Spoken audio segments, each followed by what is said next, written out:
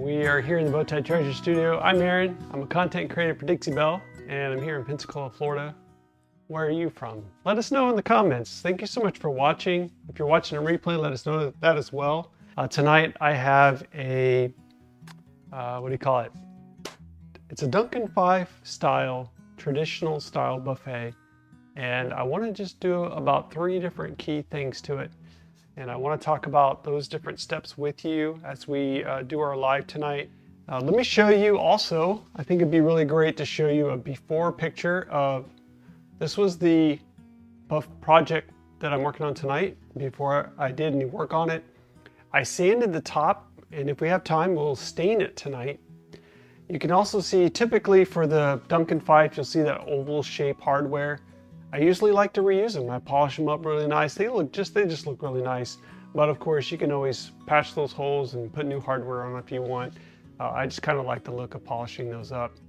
Let me show you the process a little bit. When I say process, how I mix the custom color. We talk a lot about the match a color or the color mixer on Dixie Belle's website, but I thought I'd show you exactly how I obtained my color tonight. Oftentimes when, because if you paint a lot of furniture, after a while you kind of get stuck. You're like, oh, well, what am I going to paint now? So for me, this was a matter of, I like to go on Pinterest just to explore different textures, colors, patterns, shapes, furniture styles, just to broaden my horizons, challenge myself, if you will. So I found this color palette. Okay, so you see there, that was my inspiration colors. I have no idea what it was from Pinterest. Just a bunch of color bars, but I was kind of looking for a coastal vibe. You know, I'm here in Pensacola, Florida, so people like coastal colors, not necessarily, but I do all kinds of colors. But this one was my theme. And then notice in the middle there, it says underneath, above what it says, what's that? Those are the color recommendations based on the swatches on the left. Well, I chose the middle one, I think. Let's see if that's the same one. And then I scroll down and you can see it says Driftwood and Kudzu. Well, that color appeals to me. I wanted a muted kind of greenish tone color, and it's 80% Driftwood and 20% Kudzu. I will tell you, I tweaked that a little bit.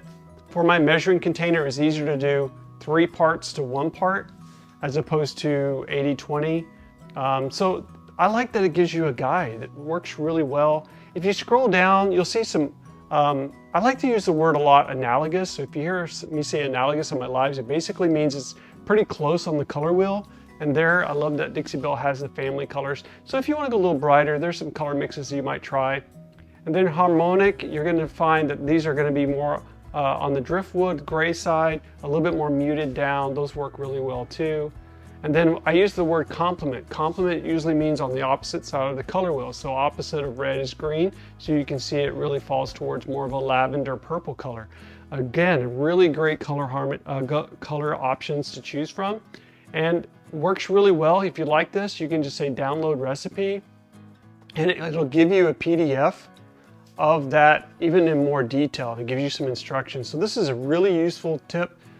If you're trying to match a client or a customer's color, or you're just trying to match an inspiration. It could be your own photo, it could be another piece of furniture, whatever it is. And so this is the tool I use to come up with my color tonight, and I wanted to showcase that with you here tonight. And again, I tweaked the color a little bit, but for the most part, I use Driftwood and Kudzu. And you can get mixing containers like this online, and you can see it's got ounces on the side. So I did 3 ounces of Driftwood. I can't hold my cup straight and look. And then 1 ounce of Kudzu. And I just really love this. And this is pretty accurate color, muted. And I think it really came out nicely. So I do encourage you to try the color match. But you can also do mixing, meaning you could say, well, I'm just going to throw in 3 colors that I have. Maybe you have 3 containers that are half full and you just want to use them. You can, Dixie Belle's color mixer will allow you to, it'll tell you what color you're going to get. Pretty close. I would do some test samples, meaning if this came out too green and I painted the whole piece, well, maybe adapt or tweak the color before you do your second coat, which I'm not going to do, and hopefully I mixed enough color, and we'll see how that goes. These are Dixie Belle's No Pain Gel Stain colors. Dixie Belle, maybe let us know, have you added American Honey and Golden Ash these are swatch sticks, if you will. And I really like that I can tell what colors they are. And because I'm going with a green base tone, I wanted a red base stain. What I mean by that is I wanted it to be more of a redder tone. And this right here, this is too red for my project. This is Georgian Cherry, but it could work. It's really dark, but it's got a red tone. But one of Dixie Belle's newest, and I say newest, latest, this is American Honey. And American Honey has a little bit more of a red tone, but it's not super red. So this is gonna complement, and I use that word complement again, that green color. So this is the stain that I picked out tonight. I really do love, probably my #1 stain, of course, is Espresso. But as you can see, if I compare the two, Espresso is really dark and really brown, and it doesn't have as much complement features to it. So I'm gonna go with more of the red tone. Because I also wanna work on using Dixie Belle's Greek key stencil and stencil the side of the drawers. I'm not going to be using the metallics. You can see I've used that before, and I'll explain the tape later on when we get to that. If you're wondering what this is my way I sort all my stencils. I have like a little hanging rack, and so I got these little clips so I can organize all my stencils and anything that is organized like this. So that's a nice, easy, lovely tip if you want to figure out a way to keep those organized in your shop. Let me talk a little bit about prep. That's really important. I showed you the before picture. And if I did everything on this project on my live view, I wouldn't get it all done. But let me just tell you about prep. Usually this era of furniture is stained very much, and let me just pull that up real quick, the before picture. Very dark mahogany, dark wood stain. And usually what happens is, here's my tip, is when I use white lightning, when I clean it, if my water changes color really quick and really dark, you're gonna have a staining problem. So what that means is, if you just wipe it down and your rag is red and your water's red, it's a bleeder. So you need to put a red flag needs to go up and say, I need Boss, and I really need to make sure I double coat it. That's gonna really help you make sure you get a very good coverage and little to no bleed through. And I say little, sometimes it's really difficult to get in every little tiny crack, and sometimes that's where you might get a little bit of bleed through. If you ever wonder if it's gonna bleed, like I use top coat, put some paint down after you boss, and then just put a little corner or put a little test of your top coat. Leave it for a day. If it doesn't bleed through, you did a good job. But if you do a test section and you come back and it's red, then it's not enough Boss. And you may have to do more than 2 coats. But I did 2 coats, and I also did a test section, and it did fine. You can paint over that top coat too, just a little small area, so it shouldn't be a problem. Okay, so that was a little bit about prep. And I think we're good to go. Sometimes I'll tape off and do other things like that, but we're just jumping into it. There's not a lot of extreme amount of detail on my project. Sometimes I have raised panels. If you flip through my Instagram or Facebook pages or posts, you'll see that I've done a lot of Duncan Phyfe before. But this one, the panels are grooved in rather than raised, so there's not as many touch points for decorative. I'm really aiming to go simple. That's kind of been my kick lately, is to keep it simple. And if you just started painting in your career, maybe you would appreciate that. So I'm not doing fancy finishes and layers and blending and all that. If you can't really see it, but occasionally, if you come close, you'll see some areas where I can still see some of the Boss. So it definitely needs 2 coats. It might look perfect on camera, but it definitely needs a little bit more work. So going back to what I said a while ago, I mixed 4 ounces of paint. And so far, I'm probably at about, I've used 2 ounces or so on this cabinet. It's not super long, but it does work. The amount of paint hopefully will go all the way. The last thing I'm going to tell you that you should use is Dixie Belle's sanding sponges. And this is really great to knock off any high point, maybe a little piece of paint that's kind of chipped into your, you get this dry paint in your brush. And then if you want, you can wipe that down. Usually I find that once I do that, it's not too critical. that sanding sponge is going to knock it down. At this point, you're just going into it and you want to get that paint down quickly. At least I do, at least one panel at a time. So let me pull this around. I know this is pretty basic, but I don't want to alienate anybody that's maybe learning for the first time, wants to see how other artists paint their furniture. You'll see for the most part that I do try to work fairly quickly, because this is not necessarily a technique that requires a lot of skill. The more you paint, the faster you should be able to get. One of the things that came to my mind while I was painting this, as far as what I would tell maybe a new furniture artist about brush technique, let's talk about that a little bit.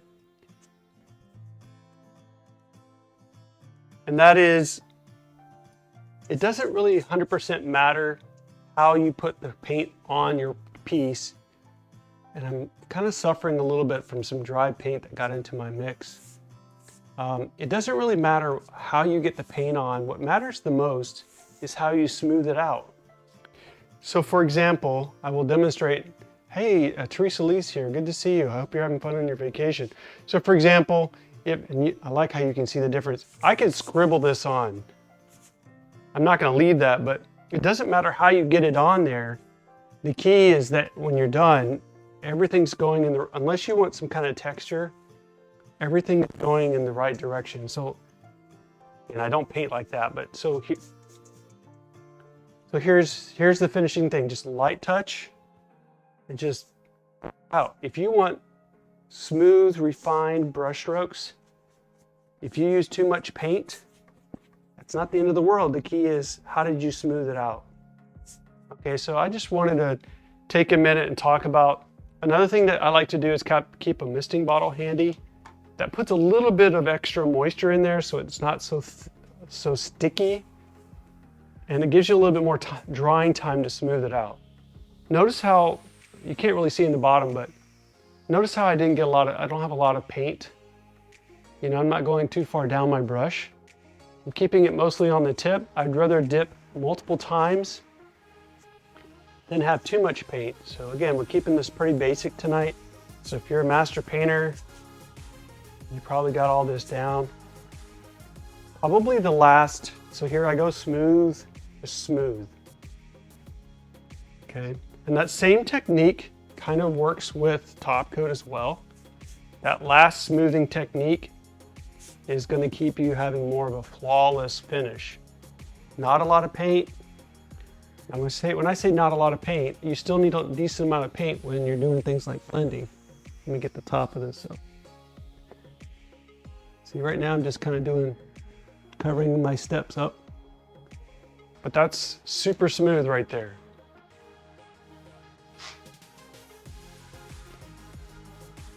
So don't put too much paint on your brush. Smooth it out, smoothing strokes. Make sure your paint's not too dry. If your paint's too dry, it's just gonna drag and it's gonna feel, it's not fun to paint with dry, thick paint. And I'm talking about chalk mineral paint, so don't get me wrong when I say that. The third one that I would say as far as brush tips go, or painting, is make sure you're using Dixie Belle's high quality brushes. I'm not using a chip brush, I'm not using a poor quality brush. If I put this up against a professional brush, it's gonna stand toe to toe with that. It's got great depth, brush count, brush quality. So if you use a good brush, you're gonna have good results. Got a nice long drawer here to deal with, so we'll work across. If you have any questions concerning anything I'm talking about as far as technique, I'm happy to answer those. And if you're new to chalk paint, we'd like to hear that. Let us know. Whether it's a first project or first year. Do you get those Facebook notifications that tell you about memories? For some reason, I guess it thinks I'm getting old, so it's starting to tell me about memories, but I don't know. But I got reminded of one of my first projects I painted when I had my first booth. I was like, oh my goodness. The amount of work I did on that project. You gotta start somewhere, right? I had no idea what I was doing as far as my painting goes. I couldn't believe that I had, wow, I had no words. But I was having fun, so that really all that mattered, right? Is just having fun. But I had repurposed a dresser into more of a shelf. I mean, it came out nice, but I would never do that kind of work now, but it's just, I'm sure if you've been painting a while, you have those projects too. You go, oh my goodness, what was I thinking?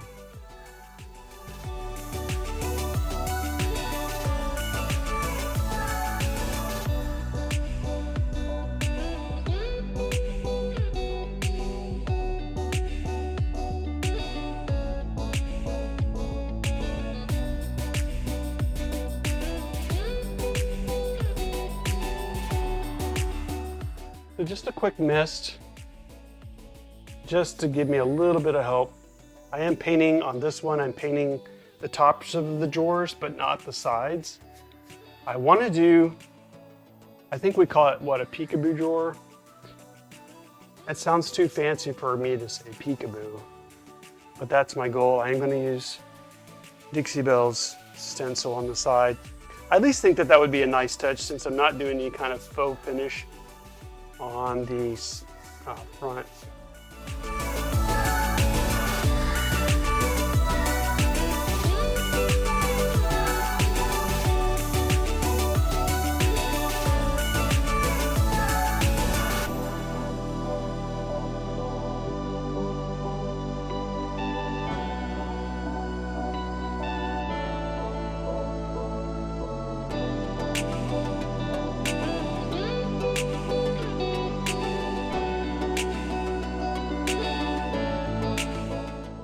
So when I pull this out, it might have a little bit of paint on the edge, but I'll come back and clean that up later. Sometimes I will paint the sides, but I try not to because they're just gonna get scratched up anyway because they're all rubbing really. Not rubbing, but it's just wood on wood, so if you can avoid it, I would.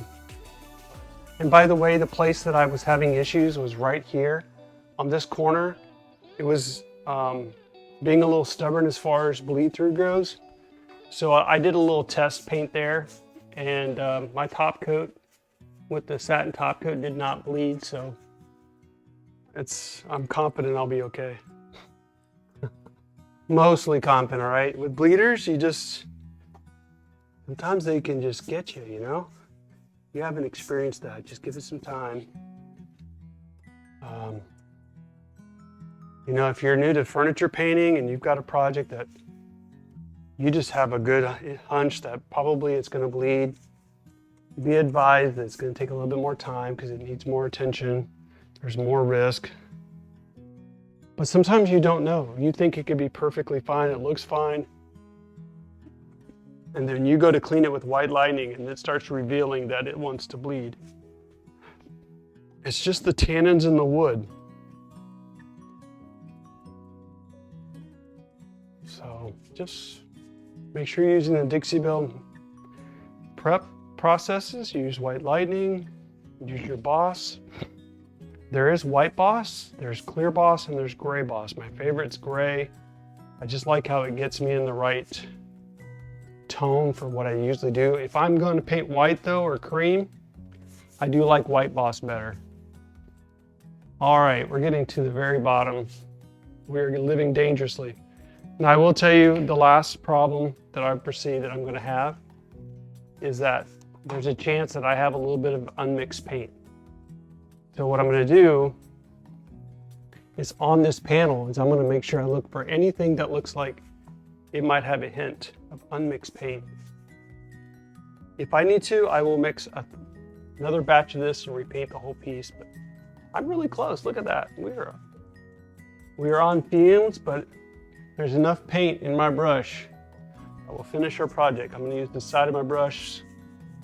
Dun, dun, dun, dun, as the crowd goes wild. Cheering. I hear you guys cheering. There we go. I thought it would be nice to use Kudzu as my drawer complement. In other words, to accent the drawers. So we're gonna take a try at it, okay? So let me show you this is the Greek key stencil. Get it off my little hanger there. What I thought would be neat, and you can see the blue tape. The blue tape basically indicates how I want to fade it off. So basically I don't want to just have this fade. I thought it would be cool to actually use, where's the blue tape? To do a diamond, a purposeful, I'm following the design a little bit, but what I think it would be cool if I use kind of a arrow V to taper off the design. What I mean by that is this. So my goal would be to leave this arrow, so that's how it's going to finish, is in a point. So it gives it a little bit of purpose. I could do the whole drawer, but I think it kind of matches the Greek.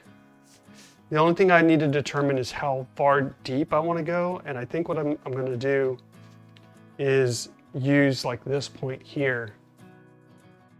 The way I'm looking at it almost looks like a house, but the only other thing I need now is the tape to keep it in place. And we'll use this design on all the drawers. So I have 4 sides.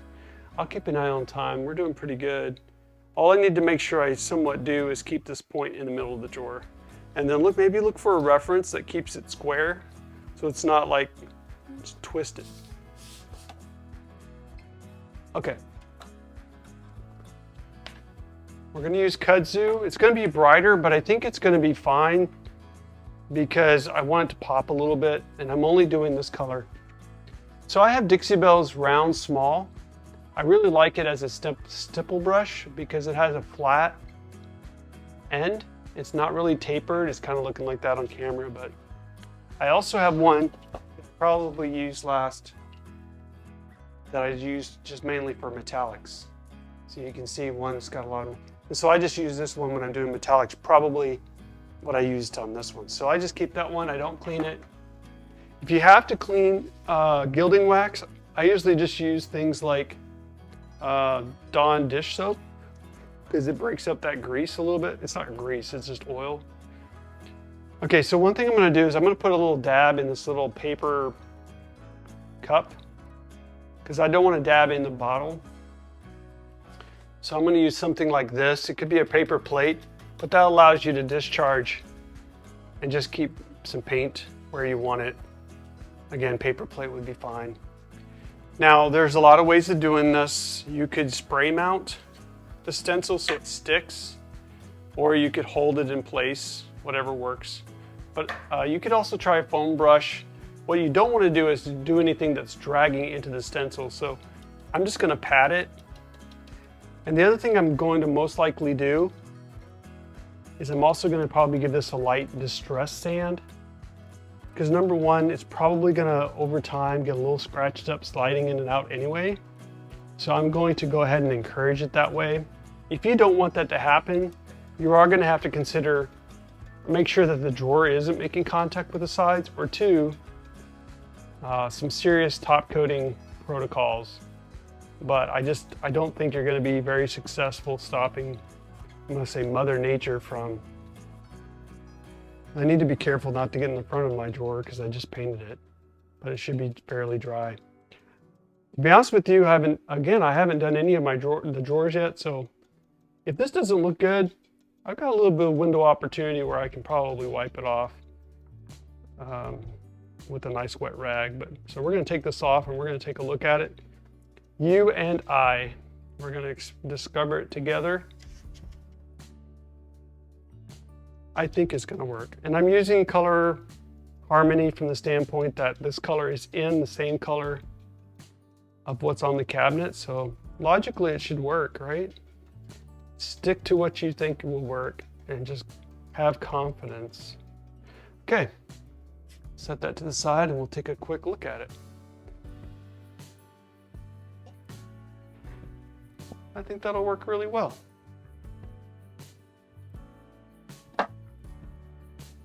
So there's the side. I just think it's cool to have a little bit of a design within a design by the fact that I did the arrow. So I think that worked out well. And when they open it up, it'll just kind of finish at a peak. There is some paint getting through the cracks. I think maybe the spray mount may have helped a little bit. But again, I am going to give it a little bit of a light distressing. I don't want to scratch the wood, so it's not going to be anything like a heavy grit that scratches wood. It's just going to be a light, just a light. I think people understand the creative, artistic aspect of this. If they're looking for perfection, this is not the piece for them anyway. But I think that worked out really well. So now here's an idea. It would not be good for me to flip this over and do the other end because it's still wet. So you might go and do all the right sides first and then go do the left sides maybe after a little bit of time drying. The nice thing about this is that if I could put it on a table, but I like that I'm working flat down, not sideways. Totally your call, your studio, your space, you do what you want. But I'm just telling you what I think would work really well that way. So I hope that gives you a good idea. Let's put it in there and take a look. The greens should give us a nice little bit of a pop so it's like an accent color, and I think that'll work out well. Let me just bring in really close. Phil, let me do that so you guys can see again, hopefully a little bit of like I said, there are some areas where it bleeded out. But don't touch it now. The best thing to do, unless you want to do like a Q-tip, I would suggest let it dry. It's a lot easier to edit when it's dry, but I'm not going to do that. I'm just going to leave it like it is. And I think they're going to get a lovely surprise when they do that. Other option I would consider is using Driftwood, the other color we used, but I like the green better. I think that's going to work really nice. I'm using a stick to stir it because when you open it up, it might have a little bit of broken down chemistry in there. So just give it a quick stir so that all the ingredients are well mixed. So I'm working a little bit all over the place. Normally I would finish one project, but I wanted to get as much in as possible. Now just for the record, technically I could just top coat this. It's kind of nice. But if you look closely, you'll see that it's really just probably regular wood with veneer on top and bottom. It's not unusual for this era. All right, so everybody, this is where I'm at. This is where I'm gonna go, and we should be good to go. So usually what I do is I like to kind of pinch and then get more of a point because you can't get that whole thing in there. So I like to do this. That allows me to just dip it into it. You see how I'm doing that? And that's how I kind of control.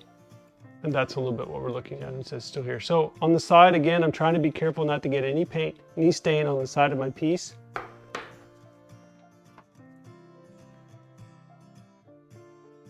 Just going along.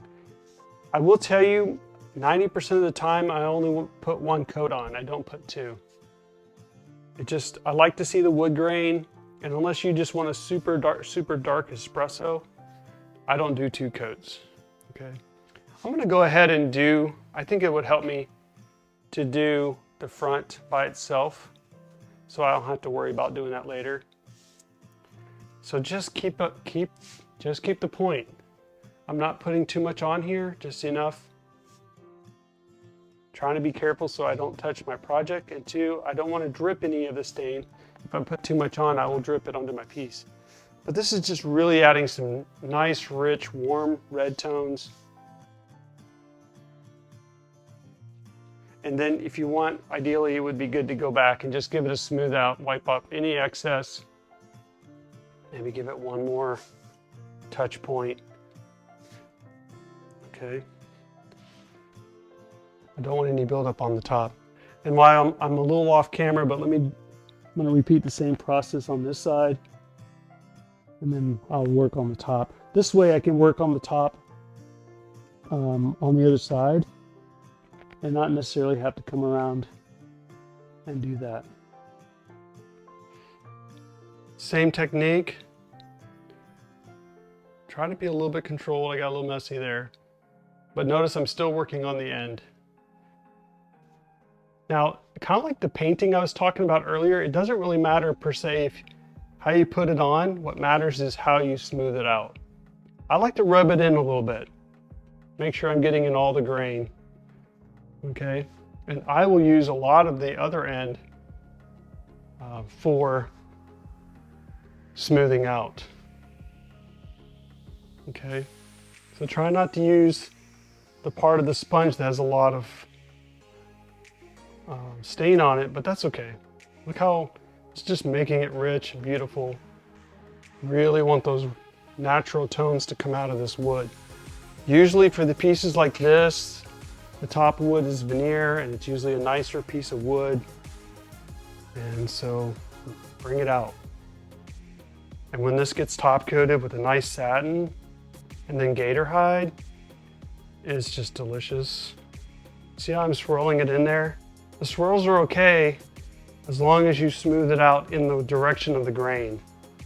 And your work time is limited, so don't wait too long to smooth that out. Notice I'm working in small little areas first. Sometimes I'll get the stain off my applicator pad. Just see how I turn my sponge sideways? Just use the whole sponge, and if you need to, you could have 2 applicator pads going, but I like to use 1 sponge per top for the top. I will not reuse this unless I needed to touch it up. I could put it in a bag, but okay, so just give it a nice, if you do it the way I did, you should be ending up with a nice unified look. I'm gonna go a little wider here so I don't do it twice. And notice how I'm pushing off the edge and I'm not pulling. I don't want to drag any stain onto the edge, so if you go this direction, it'll allow you to do that. All right, so then this, it talks about wiping off excess. That's what I'm doing. And just for the record, if you ever want to, you could do 1 coat of, let's say, espresso and do a different color stain and almost have a mixed tone. So if you want a custom look, you could do 2 coats of 2 different stains. That's fine too. So this really hasn't taken as much time to stain this top. Again, this is not a huge top, but we've given this top a whole new beautiful, and again, the warm red tones will really go well with this green color. It's already looking fantastic. So that's it. If you see any issues, probably best at this point not to touch it because it all is clean and equal and it looks great. And I didn't hardly use any product, so this will last a long time. Probably the one I use the most is espresso. I probably see myself staining. So I always like to use Melissa from the top drawer already. She showed me that. And look, I didn't even use the other side, but I like to take my glove and do this so I never have to touch the stain, and I'll just throw that away. All right, well, we featured keeping paint basic and mixing. Be sure to try that sometime with Dixie Belle's color mixer. And then we also talked about or demonstrated Dixie Belle's stencils and how that can help you on the side, and then Dixie Belle's stain. And so I hope that gives you some things to try on your projects. And of course, if you have any questions, please put those in the comments or let us know, and we're happy to help anytime, especially if you're new to this field.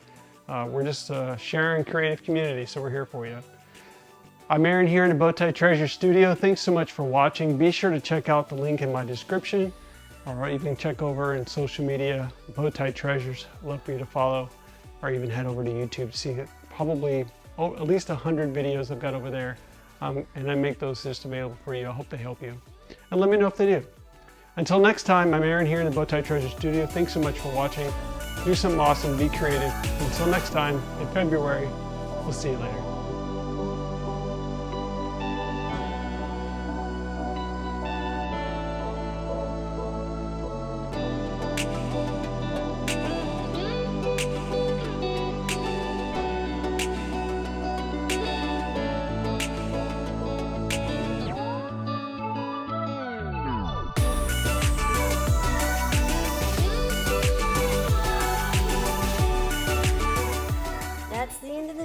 video, make sure you subscribe and ring the bell before you go.